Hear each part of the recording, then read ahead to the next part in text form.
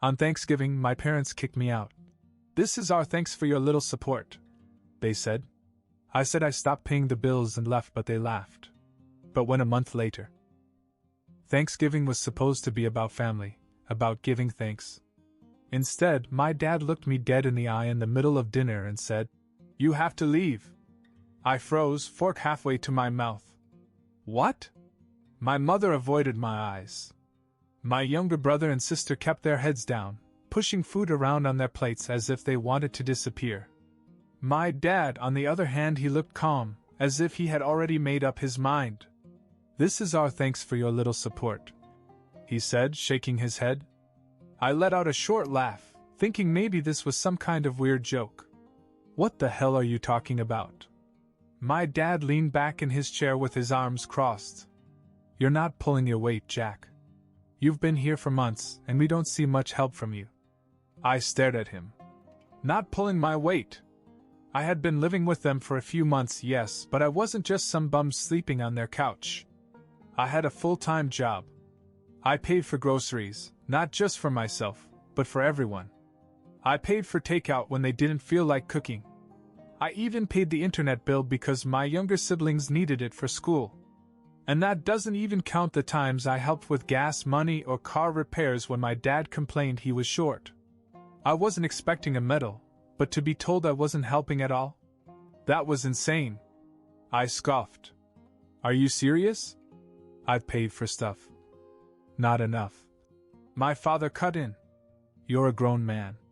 You should take care of yourself." And that's when it hit me. This wasn't just about me staying in their house.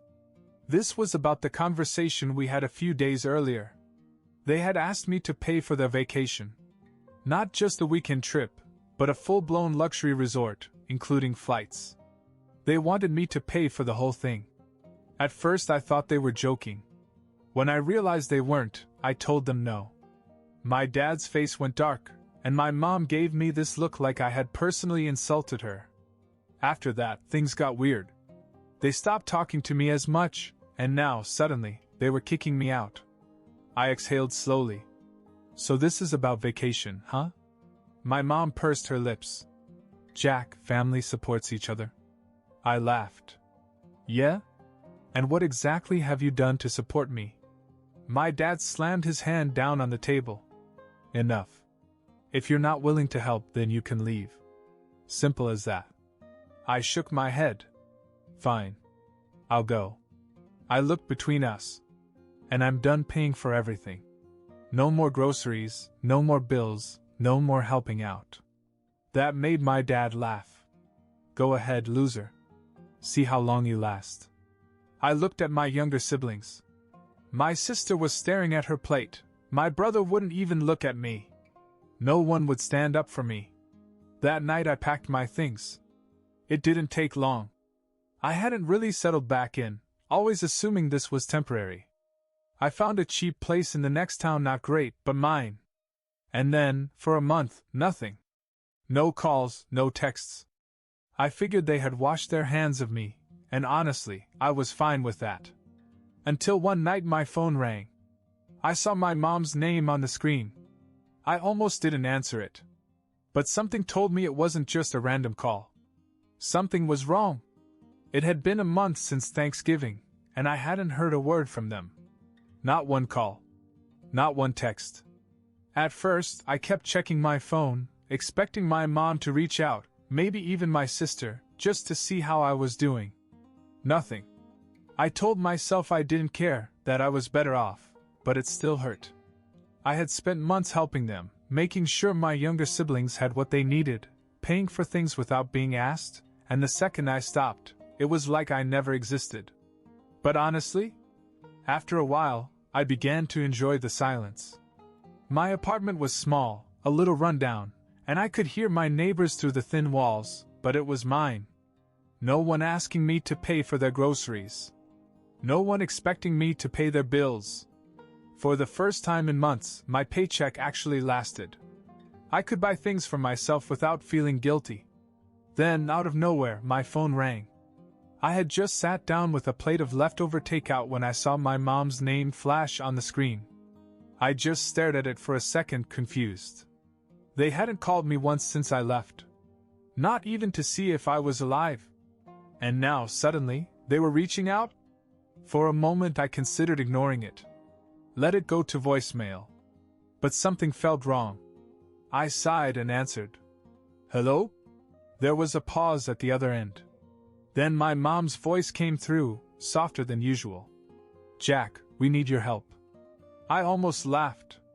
Now they needed my help? What, did your vacation plans fall through? I said, not bothering to hide the sarcasm. She didn't respond. Instead, she just said, It's Ryan. That made me sit up. What about him? She hesitated. I could hear muffled voices in the background, my dad saying something I couldn't make out. Then she said, He lost $25,000. I felt my stomach drop. He what? He gambled, she admitted.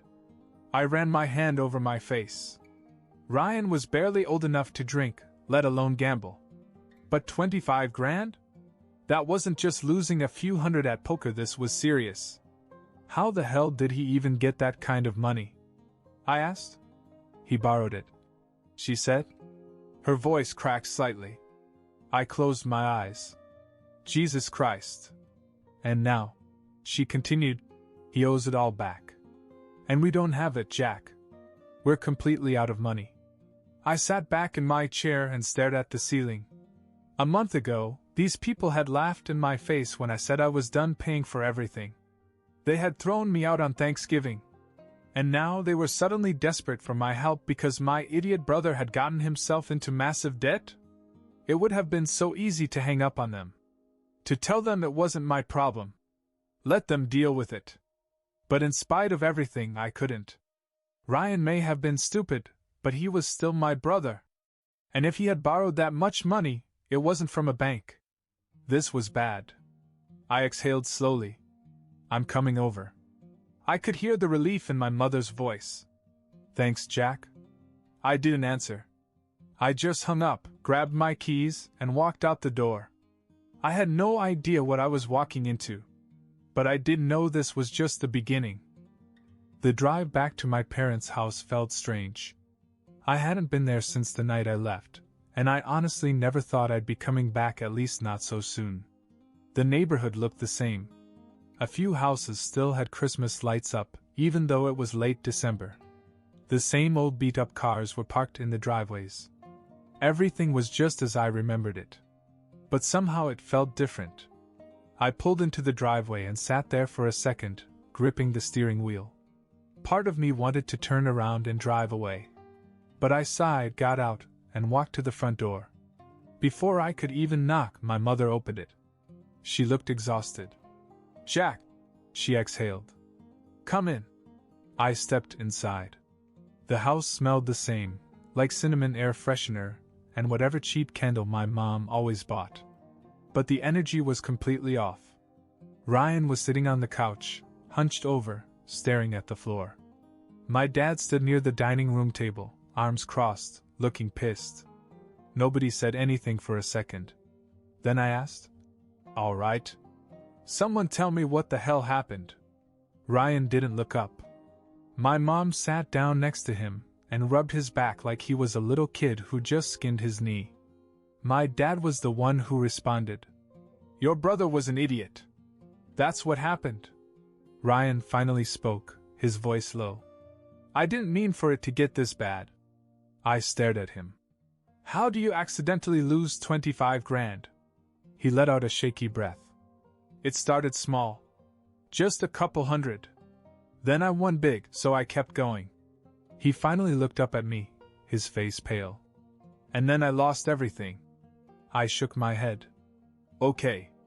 But you didn't have 25 grand to lose. So who the hell gave you the money? Ryan hesitated. My dad answered for him. He took out a loan. Something about the way he said it made my stomach turn. What kind of loan? My mom spoke up quietly. Not a bank loan. I felt my jaw tighten.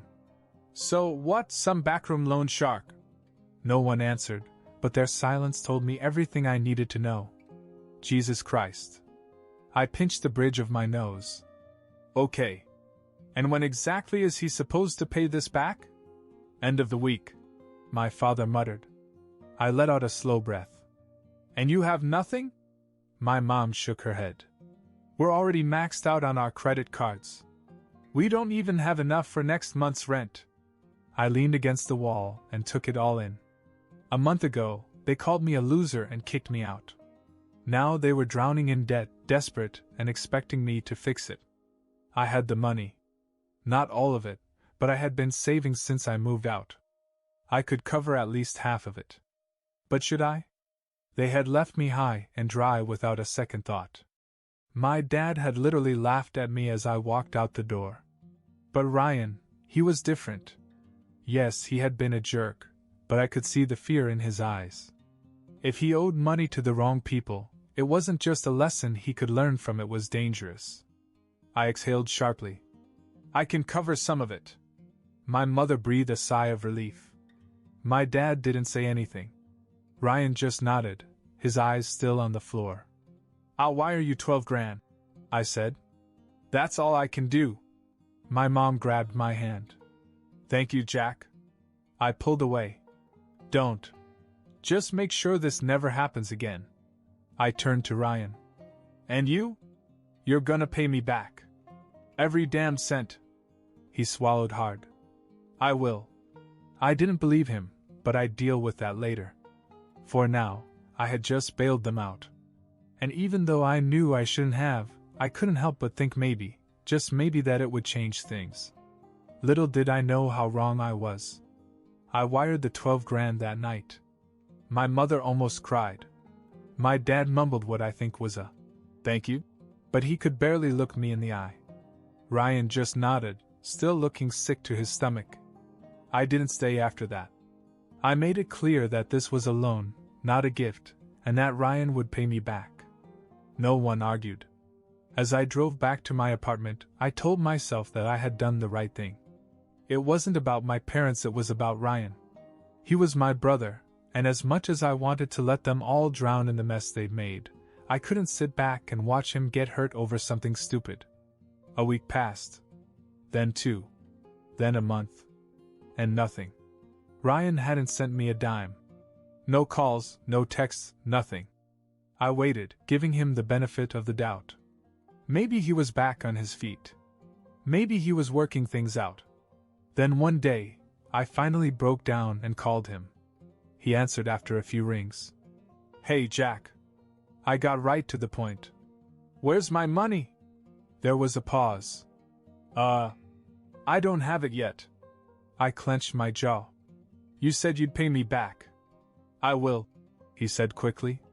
I just need more time. More time? I scoffed. Ryan, it's been a month. You haven't even sent me $20. He went quiet. I could hear background noise, video game sounds, maybe? He wasn't even working, was he? I felt my patience break. You're screwing around, aren't you? No. I'm trying, man, I'm just Ash. I cut him off. I don't care about excuses. I bailed you out. I didn't have to, but I did. And now you're just ignoring it? I'm not ignoring it, he snapped. Things have been hard, okay. I laughed bitterly. Yeah? Well, things are going to get a lot tougher if you don't start paying me back. Silence. I sighed. Whatever. Just figure it out. And I hung up. I expected at least something after that. $100 here, $50 there. But still nothing. A week later, I decided to try my parents instead. If they had money to bail him out, they could help him pay me back, right? So I called my dad. As soon as he answered, I got right to the point. Hey, I need to talk to you about Ryan's debt. My dad let out an exasperated sigh. What about it? He hasn't paid me anything. Not a dime. So? I paused. What do you mean, so? You gave him the money. That was your choice. My grip on the phone tightened. It wasn't a gift. My dad let out a dry laugh. Well, that's your problem. I thought I misheard him. Excuse me? You chose to help him, my father repeated, as if explaining something to a child. That's on you. Don't come crying to us about it. I was so stunned I didn't even know what to say at first. Those were your exact words, I finally said. Family helps each other. That's what you told me when you kicked me out. But now that I need help, suddenly that doesn't apply? Jack, you're an adult, he said, his voice sharp now. Handle your own problems. I let out a short laugh. Wow. So if you need money, the family helps each other out. But when I do, I'm on my own. That's life, he said dismissively. You don't like it? Too bad. I felt pure rage creep up my spine. They had begged me to come back. Begged me to save them. And the moment they got what they wanted, they turned their backs on me. Got it, I said coldly. Enjoy your life, Dad. I hung up. I sat there for a minute, staring at my phone, trying to process just how deep their selfishness ran. And that's when I realized something. I wasn't going to let this go. Not this time. They thought they could walk all over me. They were about to find out how wrong they were.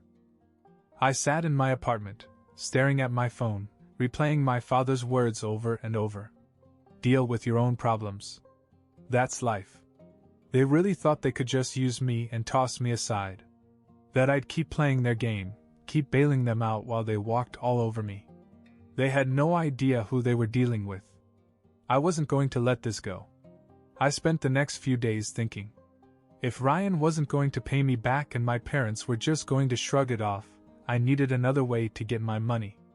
And then an idea hit me, one so simple I couldn't believe I hadn't thought of it before. I still had access to my parents' Wi-Fi and cable accounts. I had set them up when I lived there. The bills were always in my name because, I was the one paying for them. And guess what? They had never changed the billing information after I left. So I logged on and canceled everything. Internet? Gone. Cable? Cut off. Streaming services? Disabled. They were officially off the grid. I sat back and waited. Sure enough, my mom called the next morning. Jack, she said, her voice already annoyed. The internet's down. I played Clueless. Huh. That's weird. She sighed. Can you look into it? Your sister has schoolwork and we can't even watch TV. I smiled. Oh, I already know what happened. What? I canceled it. Silence. You what? She finally said. I canceled everything. Internet, cable, Netflix, whatever you were using, it's gone. Jack, she gasped. Why would you do that? I leaned back in my chair.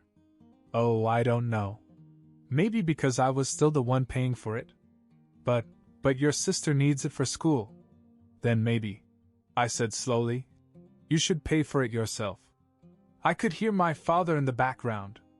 What's going on? Jack canceled everything. My mom hissed. Good. I heard my dad scoff. We don't need him. I laughed. Yeah? Let's see how long you can go without Wi-Fi. My dad grabbed the phone from my mom. Listen, you little. I hung up.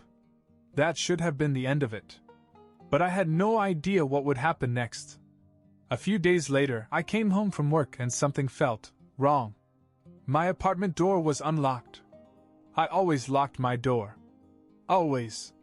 My stomach turned as I slowly pushed it open. And then I saw it. My apartment had been trashed. Cushions thrown everywhere. My laptop missing.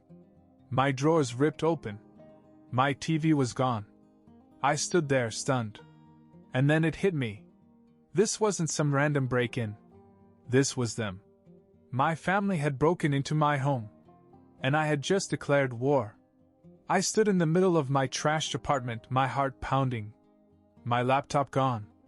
My TV gone. Drawers pulled open, clothes thrown everywhere. I clenched my fists. I knew who had done this. This wasn't some random break-in. This was them. My own family. I took a deep breath and called the police. When the officer arrived, he took one look at the mess and asked if I had any suspects. I didn't even hesitate. I think my parents and my brother did it. He raised an eyebrow. Family? I nodded. I used to live with them. They kicked me out, and now we're not exactly on the best of terms. I explained the whole situation, the money, the Wi-Fi, the debt. They probably thought it was revenge. The officer took everything down, then asked the big question. Do you want to press charges? I hesitated. Not because I had any doubts, but because this was a big deal. If I pressed charges, this wouldn't just be some family drama, it would be real. But then I thought about it. They had broken into my home. Stole from me. After I bailed them out. After I helped them when they were drowning in debt. And the worst part? They probably thought I wouldn't do anything. That I'd just take the hit, like I always do. I met the officer's gaze. Yes, I said. I did. The next day, the police went to my parents' house. I wasn't there, but I got a call from my mom right after that. Jack. She was practically screaming. What did you do? I leaned back in my chair. You broke into my apartment. You stole my stuff. What the hell did you expect? It wasn't a big deal. She shot back. You just what? I snapped. Taught me a lesson? Took back what you thought you deserved? Tell me, Mom, do you even feel bad about this? She went silent. Then, in a lower voice, she said, You didn't have to call the cops. I laughed. Oh, so if I help you, I'm family. But when you rob me, I'm supposed to let it slide. It wasn't robbery. She tried to argue. The cops disagree. She huffed. Jack, we can fix this. Just drop the charges. No. Her breath caught. What? I said no. She gasped as if I had just slapped her. Jack, this is serious. Your brother. I gave him 12 grand. I snapped. And he still hasn't paid me back. Now he's breaking into my house. I'm done. Silence. Then she tried one last move. The guilt trip. You're really going to do this to your own family? I took a deep breath. No, Mom. You did this to yourself. And I hung up. The cops found my TV and laptop at a local pawn shop sold in Ryan's name. That was all they needed. Ryan was arrested for burglary, and my parents were charged as accomplices. My grandparents found out soon after. And that's when everything changed. Because they were furious. And for the first time in my life, my parents were about to learn what real consequences felt like. I didn't go to the court hearings. I didn't have to. The evidence was airtight pawn shop records, security footage, everything. Ryan pleaded guilty, probably thinking he'd get off easy. My parents tried to argue that they didn't know what he was doing, but nobody bought it. They all got probation. No jail time, but they now had criminal records. And that was their problem. Not mine. The real fallout came when my grandparents found out. I don't know who told them, probably one of my aunts, but when I got a call from my grandfather, I could tell he was furious. Jack, he said in a raspy voice, is it true? Did your parents and Ryan steal from you? Yes, I said. It's true. There was a long pause. Then, very quietly, he said, they will regret it. I don't know exactly what happened after that, but my grandparents went off to war. They cut my parents off completely. No more help with the bills. No more covering for them when they screwed up. My dad had always relied on them when things got bad, but now, he was on his own. And then, the icing on the cake, my grandparents paid me back. Every single cent that Ryan owed me. They told me they didn't want me to carry that burden. That I had done more than enough. And they made one thing very clear.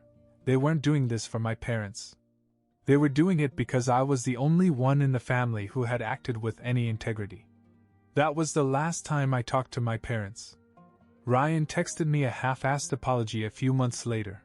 Probably something my mom forced him to do, but I didn't respond.